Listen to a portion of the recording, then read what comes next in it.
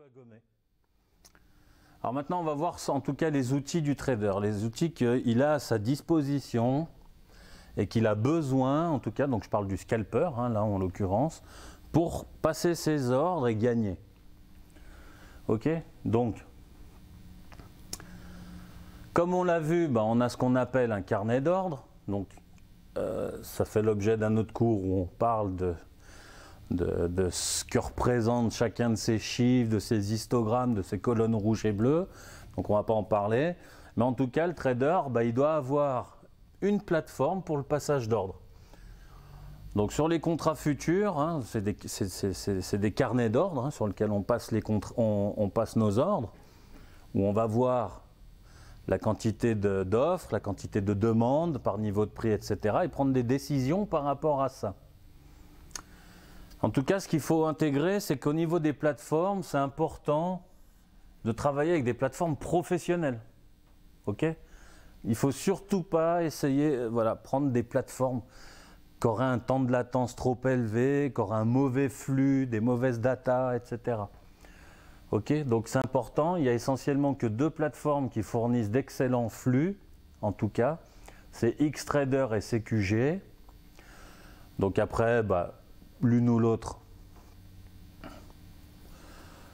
j'ai pas de conseils à donner, en fait ça va dépendre vraiment de votre feeling finalement, mais les deux sont bien.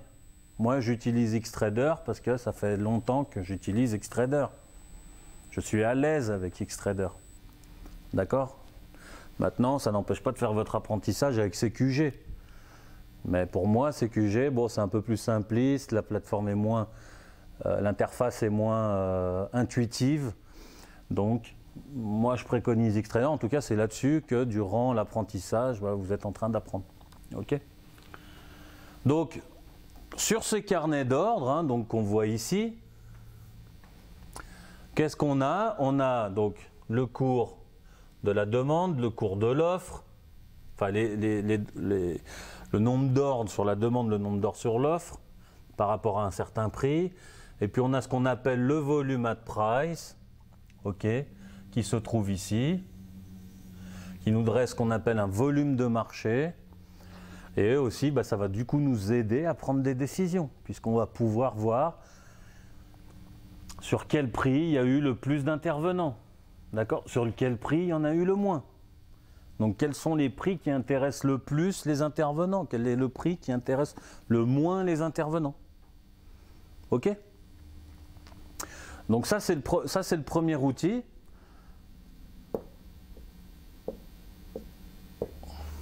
Ensuite, naturellement, on a toujours sur la plateforme, on a ce qu'on appelle des chartes. Ok, donc ça, plutôt à l'aise avec ça. On peut même avoir la représentation. Donc là, on a la représentation du cours, hein, avec des bougies rouges naturellement qui signifient que le cours baisse, des bougies bleues ou vertes pour dire que le cours monte. Et puis ici, on peut retrouver aussi finalement, voilà, hop, le volume at price sur le côté, sur le chart. Ok? On verra plus tard naturellement à quoi ça peut nous servir, mais en tout cas dans l'idée, on peut le représenter et sur le carnet et sur le chart. Ok? Le chart va nous permettre de donner une tendance de fond. Donc là, on voit clairement qu'on est dans un cours baissier. Ensuite, un troisième, donc du coup, alors là, qui est beaucoup utilisé par les traders professionnels et qui est peu utilisé en tout cas, je parle sur futur, hein, c'est important de comprendre, c'est toujours sur les contrats futurs. Des traders par exemple d'options, de warrants ou de swaps, ils ne vont pas s'amuser avec ça, d'accord? Souvent ils n'utilisent pas ce genre de choses. Par contre les traders futurs vont utiliser ce qu'on appelle cet outil-là, le market profile. Le market profile va nous permettre quoi? De déterminer en fonction de certains setups et de critères, ouverture de prix, première heure du marché, par rapport à ce qui s'est passé la veille, du volume d'échange la veille, où est-ce qu'il s'est fait, on va pouvoir dresser en tout cas un portrait et envisager des scénarios bien précis pour notre journée en cours d'aujourd'hui. D'accord? Donc, en fonction de trois éléments qui, à mon sens, sont la base et la compréhension ultime du trading, c'est-à-dire les volumes, le prix et le temps. Ok? C'est important, je le répéterai tout le temps, c'est important de comprendre que finalement, c'est ça la recette. La recette, c'est simplement comprendre que le trading et le succès se cachent derrière le temps, les volumes et l'action des prix. À partir du moment où sur votre charte ou sur n'importe où vous commencez à mettre des moyennes mobiles, des indicateurs par milliers, du MACD, du stochastique, du RSI, etc. D'accord? C'est pourquoi vous faites ça? C'est parce que finalement, ça va vous faciliter une certaine lecture. C'est facile de voir une courbe monter. Exemple, d'accord? Si on prend un RSI, par exemple, c'est un indicateur qu'on verrait en bas du graphe et qui a deux limites, 80 et 20. D'accord? Et on voit une courbe qui fait ça, voilà, en gros. Hein. Et on se dit, quand ça passe au-dessus de 80, c'est qu'on est en zone de survente ou de surachat, peu importe, ça dépend comment on l'interprète. Et du coup, c'est plutôt un signal vendeur, etc. Bref. Pourquoi? Parce que ça, c'est facile à regarder.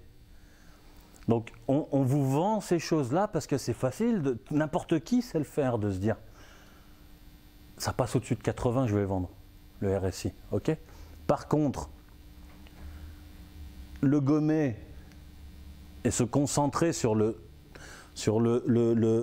temps qui est resté un marché sur un tel prix, le nombre de volumes qu'il a exécuté en fonction d'un certain prix et comprendre l'arrière-pensée, le subconscient du marché, ça c'est dur. C'est parce qu'on ne cherche pas à comprendre pourquoi vous avez la peau mate, pourquoi vous avez les cheveux. On ne se contente pas de regarder uniquement votre peau mate, les cheveux longs, etc. On va chercher à comprendre ce qu'il y a dans votre tête en ayant cherché le volume et les prix. On va chercher ce qu'il y a dans la tête du marché, dans son comportement. Et du coup, quand on arrive à maîtriser ça, on a maîtrisé l'attitude d'un marché. Et là, vraiment, le reste n'a plus de secret. Le reste n'a plus de secret.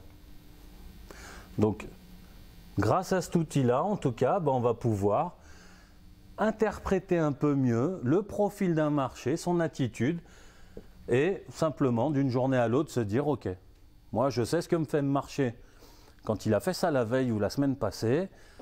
En fonction de ces éléments-là, je sais qu'aujourd'hui, en tout cas, j'ai de fortes probabilités que le marché fasse ci, fasse ça, et que planifier des zones d'intervention en tout cas.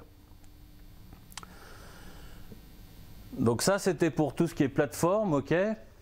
Et puis ensuite, on a d'autres choses qui sont essentielles, naturellement. Donc, un flux d'informations. Alors, je sais que la plupart, en fait, d'entre vous ne parlent pas l'anglais. Donc c'est clair que c'est un problème. Malgré tout, le trading quand même est par définition un métier où on se veut en tout cas d'avoir une bonne compréhension de l'anglais, en tout cas la compréhension.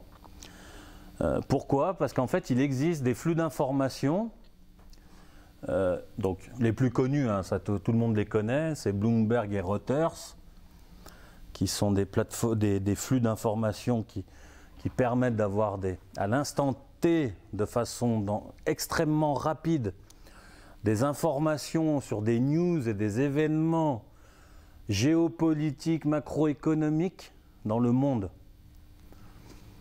Et souvent, si on a des grosses news qui tombent, on peut voir un marché ensuite qui s'affole ou qui accélère dans un sens, où il y a des gros mouvements, où il y a une accentuation de la volatilité.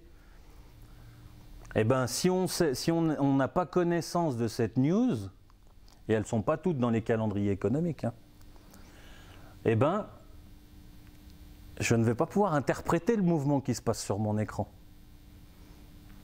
Donc, on a le calendrier économique, ça c'est les news prévisibles dans la journée, okay, des chiffres clés qui sont donnés avec des discours aussi, mais il y a des news qui sont imprévisibles. Ces flux-là servent à ça.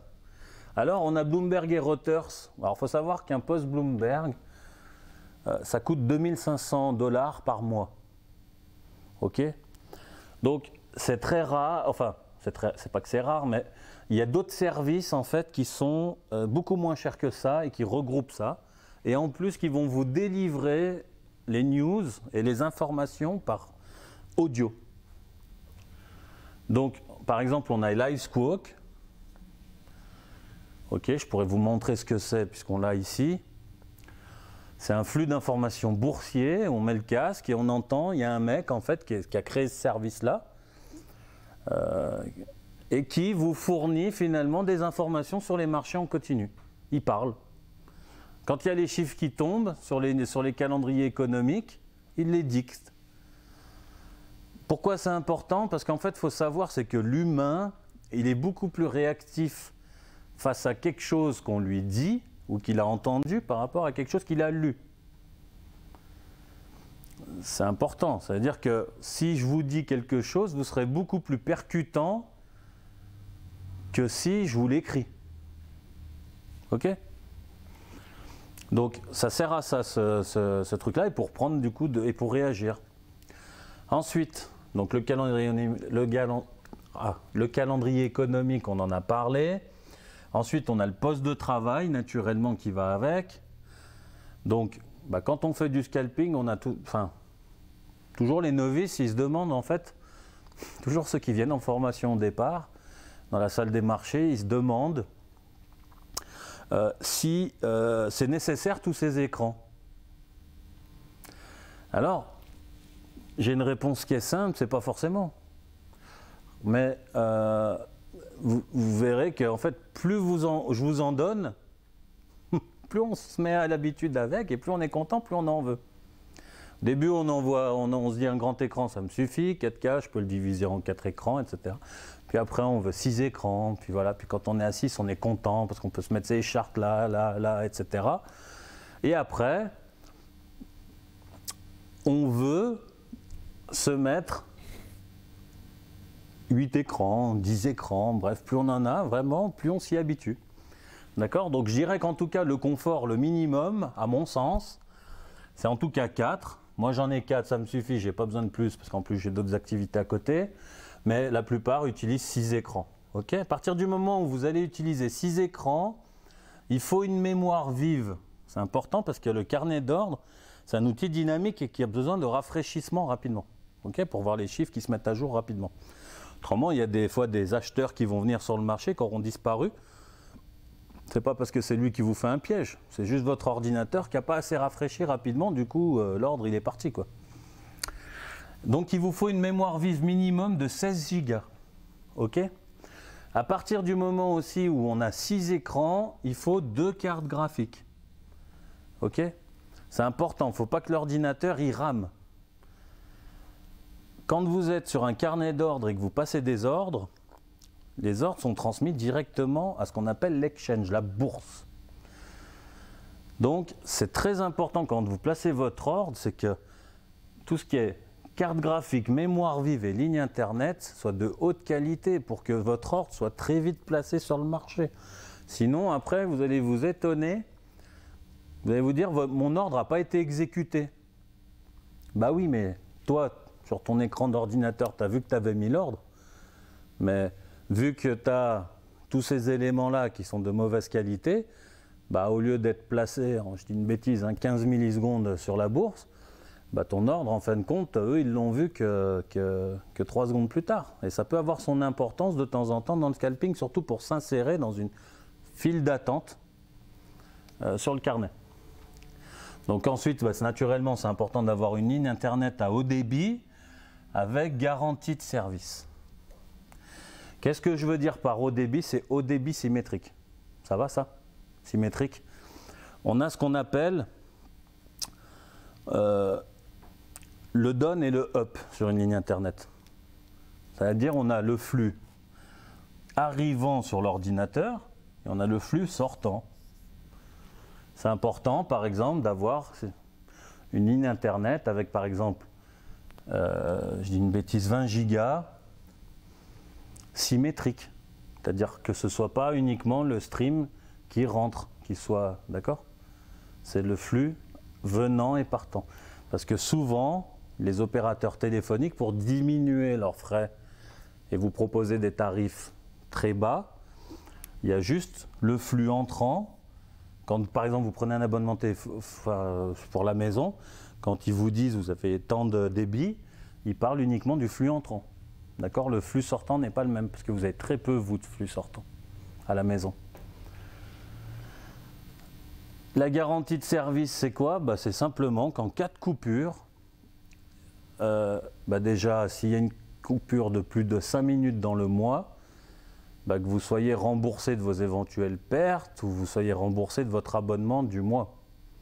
Qu'on puisse avoir des réclamations et surtout donc une garantie de service, c'est-à-dire zéro. Ils vous garantissent normalement 0 coupure. Ok. Et puis le dernier point sur les outils, en tout cas, c'est le réseau ondulé contre les coupures de courant. Donc c'est quoi? C'est simplement comme des batteries qui sont installées et qui peuvent vous permettre, en tout cas en cas de coupure de courant, de laisser votre poste allumé pendant en tout cas 5 minutes, ce qui va vous permettre de pouvoir sortir vos ordres. Si vous voyez qu'il y a une coupure électrique, comme ça, vous sortez vos ordres, parce qu'on ne sait pas combien de temps peut durer la coupure électrique. Si c'est 2 heures, votre onduleur il ne tiendra jamais 2 heures, autrement il faut que vous ayez un local dédié pour des batteries. Donc, mais c'est en tout cas 5 minutes pour pouvoir sortir les ordres. Ok ?